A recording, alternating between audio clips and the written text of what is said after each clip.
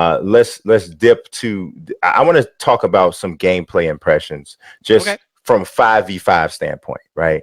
And we did talk about this a little bit. We talked about how the speed to me, the two biggest differences that I saw in gameplay, because I loved 5v5 gameplay. I mean, I loved it, right? And the reason why I loved it, and like I said, grain of salt, it was the environment that I was in. But what I loved about it was I thought they had a really good balance of flow and what my man Gideon Prime would call ball tangibility. I thought there was a nice balance between that.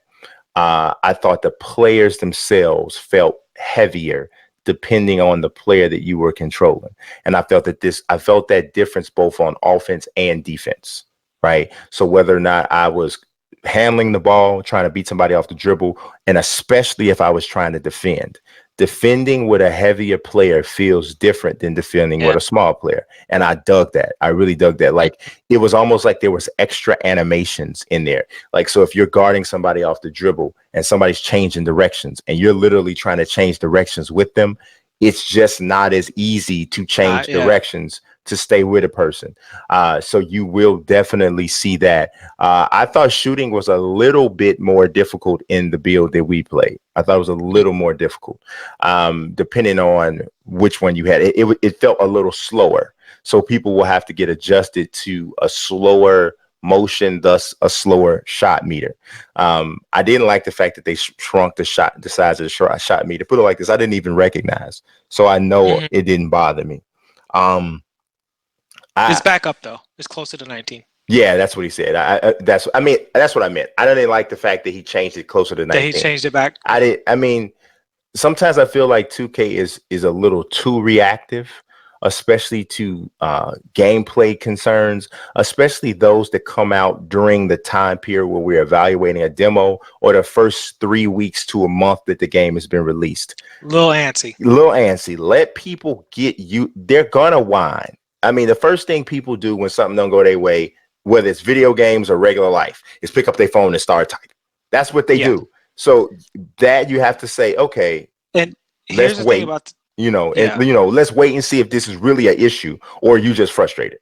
And I'm not trying to be a snob here, but from a competitive standpoint, fighting games is the games I was most competitive in, right? I played against really, really genuinely great players in those kinds of games, which forces you to play games a certain way.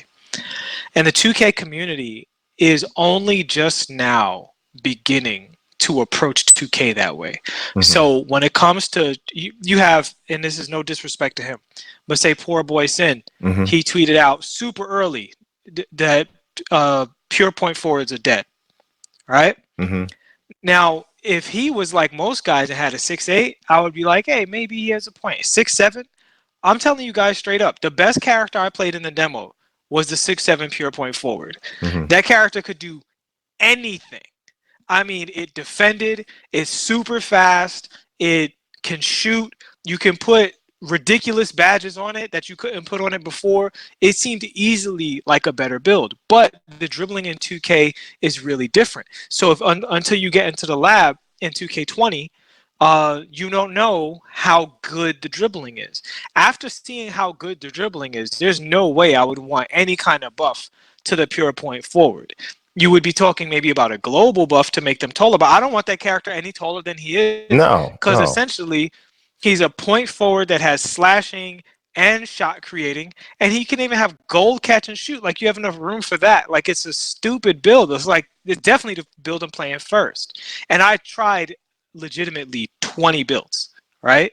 So and he's the best park player, and I say this as a credit to him, even though I don't like the knee-jerk reaction. He's the best park player by every metric, right? In high-level comp games, he's won the most, and he has the best record and the most games played. He's the best park player, and day one, he thinks his build is dead because he doesn't dissect the game and break it apart. So for that reason, Mike Wang can't overreact to certain things. Like, people sometimes just need time to get used to it. Like, you guys have a vision for the game. If the game is not living up to that vision, then by all means patch it. But if it's what you really wanted and people just don't get it yet, I feel like with 2K, there's this fear that, oh my God, we were never supposed to sell 10 million copies a year. We were never supposed to make, $1 billion off of one 2K game or whatever they make. Like, and if we do something that pisses everybody off, they're all going to leave. That's what it feels like sometimes. Yeah. And with a competitive community, every successful competitive game has somebody in there that's like, you guys are going to have to deal with this and figure this out. Stop being scrubs. You know what I mean? Yeah. Yeah. You have the tools needed to succeed. I'm not buffing anything. That character is good. That thing is good. You just need to put more work in. And if you don't do that, your game will be broken, because then when those people make their adaptations, you get what we got last year, where in the beginning of the year, nobody was talking about lockdowns at all. By the end of the year, you had 3 lockdown lineups dominating the park. Yeah, for sure. I mean, I really couldn't agree more, man. It's just too many. But we live in a world of knee-jerk reactions, both from the developer side and from the customer side, and you can apply that to every walk of life, every industry. It's a lot of knee-jerk reactions that rule, and I think that